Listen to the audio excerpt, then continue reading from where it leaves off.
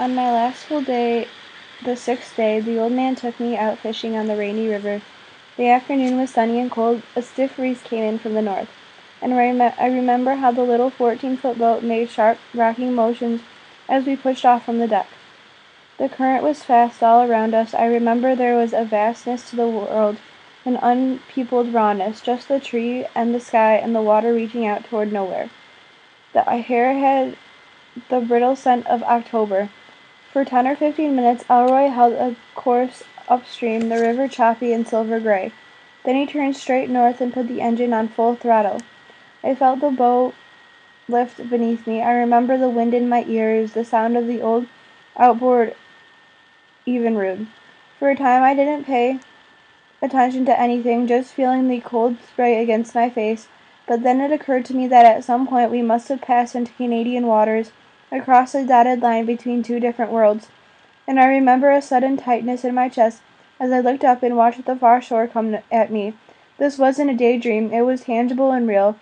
As we came in toward land, Elroy cut the engine, letting the boat fishtail lightly about 20 yards off shore. The old man didn't look at me or speak. Bending down, he opened up his tackle box and bused himself with a bobber and a piece of wire leader, humming to himself, his eyes down. It struck me that he must have planned it. I'll never be certain, of course, but I think he meant to bring me up against the realities, to guide me across the river, and to take me to the edge, and to stand a kind of vigil as I chose a life for myself. I remember staring at the old man, then at my hands, then at Canada. The shoreline was dense with brush and timber. I could see tiny red berries in the bushes. I could see a squirrel up in one of the birch trees. A big crow looking at me from a boulder along the river. The close 20 yards, and I could see the delicate lattice work of the leaves, the structure of the soil, the brown needles beneath the pines, the configurations of geology and human history. 20 yards, I could have done it. I could have jumped and started swimming for my life. Inside me, in my chest, I felt a terrible squeezing pressure. Even now, as I write this, I can still feel the tightness. And I want you to feel it. The wind coming off the river, the waves, the silence, the wooded frontier. You're at the bow of a boat on the rainy river. You're 21 years old. You're scared. There's a hard squeezing pressure in your chest. What would you do? Would you jump? Would you feel pity for yourself? Would you think about your family and your childhood and your dreams and all you're leaving behind? Would it hurt? Would it feel like dying? Would you cry as I did? I tried to swallow it back. I tried to smile, except I was crying.